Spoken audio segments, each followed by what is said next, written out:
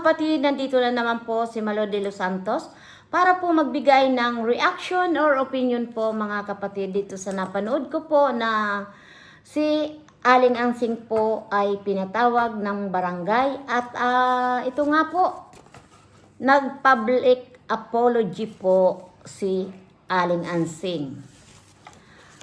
Mga kapatid, kayo ang tatanungin ko. Dapat bang humingi ng kapatawaran o public apology si Aling Ansing sa kanyang mga nasabi nung sa vlog ni Daddy Frankie na tungkol doon sa DSWD nga. Alam niyo po mga kapatid, sa totoo lang po, medyo hindi talaga ako makapaniwala na lahat na sinabi ni Aling Ansing, sa palagay niyo po, gawa-gawa niya lang po yun. At sasabihin ni Aling Ansing, nagkamali din siya sa mga sinabi niya. Alam niyo po mga kapatid, kahit ano pang hingi ni Aling Ansing na public apology, nasabi na po yung pawang katotohanan. Sa palagay niyo, gawa-gawa lang yung mga isinawalat ni Ansing nang kausap si Daddy Frankie? I think no. Diba? Mahirap po talaga unawain. Tapos mag-apology sa DSWD. Kung totoo na kinuha nga yung 10K, bakit kailangan ni Aling Ansing mag-apology? Di ba po?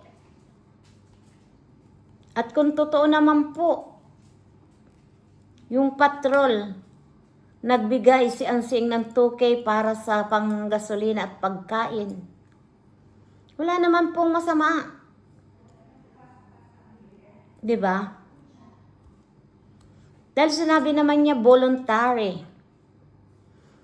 Pero sa mga mamamayang Pilipino, gaya ko po, para sa akin, hindi maganda. Natatanggapin niyo po yung bigay ni Ansing, na alam naman natin po, mahirapan din po sila. At tinutulungan din lang ni Daddy Frankie, di ba? Dapat nga pa tayong nasa sa government, number 1 tayo pong tutulong sa ating mga kababayan. Pero ano pong nangyayari? Sasabihin mo, sumunod lang kayo sa batas.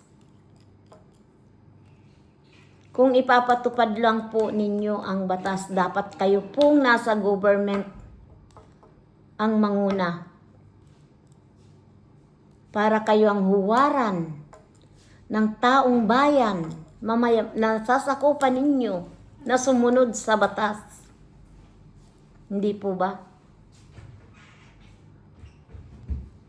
Napakahirap po unawain ang batas.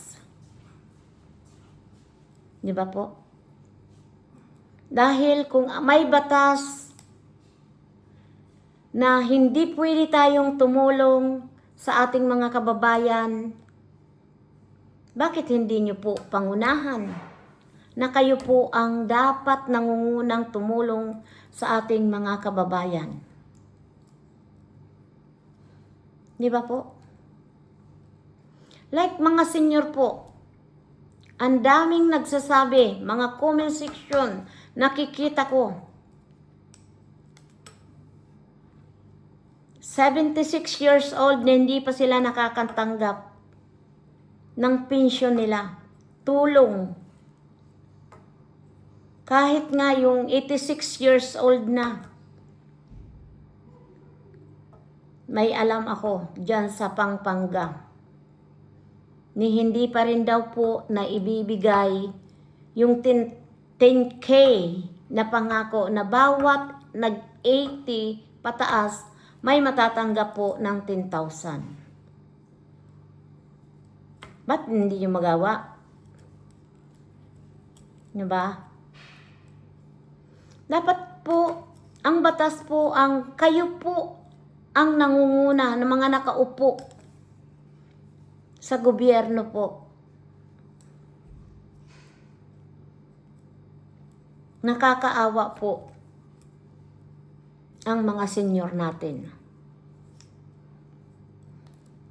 Yung ibang nga po dyan, kahit naman may kakayahan na, kasali pa sa purpose. Diba? Ito yung masakit po talaga sa katotohanan pagdating sa batas. Diba? Yung kagaya kay Daddy Frankie, charity vlogger, na nandyan yung pagtulong, na hindi man lang po kayo ginagambahala. Diba?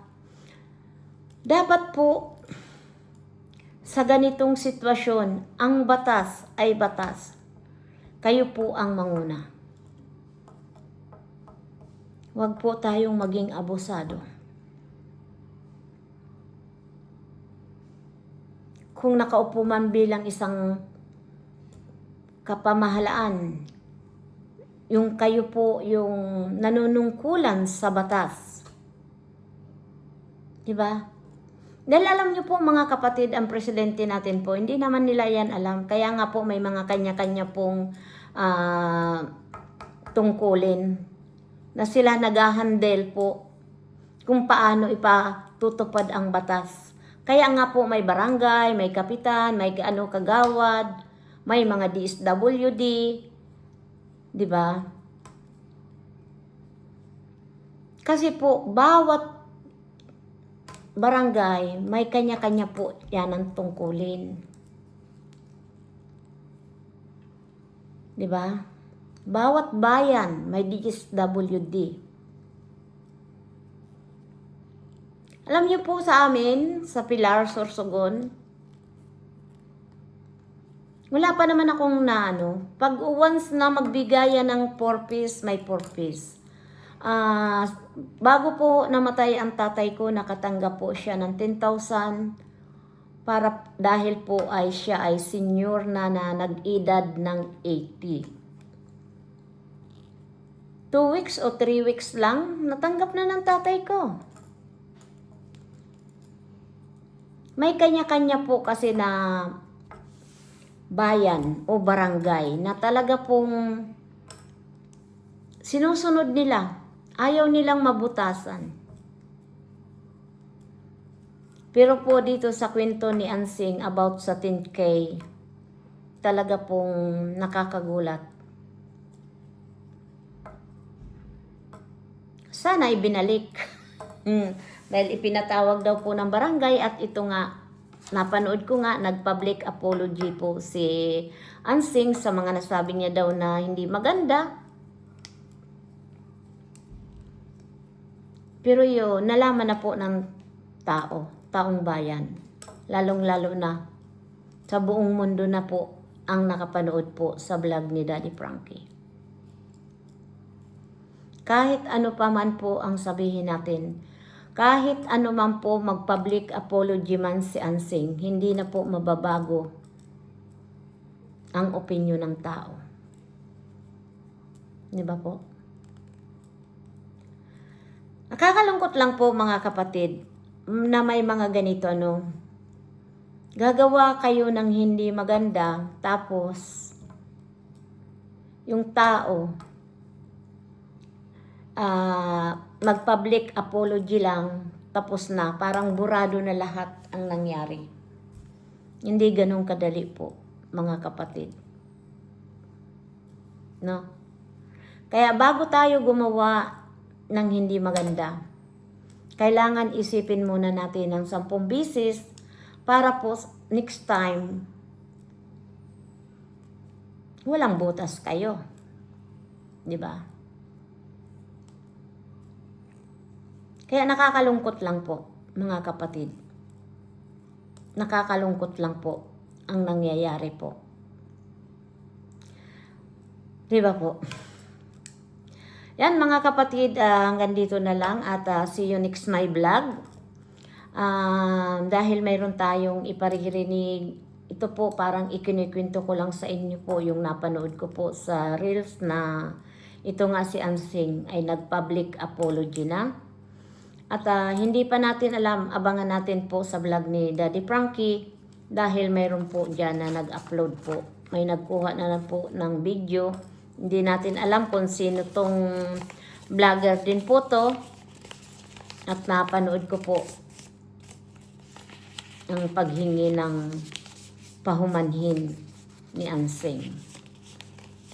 Sana po next time, bago tayo po magsalita at bago natin gawin, isipin natin ng 10 pieces para hiyan po maging aral po sa atin lahat. Lalong-lalo na po yung nanunungkulan dyan sa gobyerno. Di ba po? Marami pong salamat at thank you so much. Support Daddy Frankie at ang kanyang team, Aling Rochelle. At siyempre naman po, si Malo de los Santos po na nagsasabi po na sana mag-isip muna kayo bago nyo gawin. Di ba po? Dahil ang mga viewers, matatalino po yan. Hindi nyo po sila maloloko, mga kapatid. Tandaan nyo. Yan, hanggang dito na lang. God bless you. At sana po ay mabuhay si Daddy Frankie. At sana po ipaglaban ang tama. Ibagsak ang mali. Ayan mga kapatid, hanggang dito na lang. Bye-bye.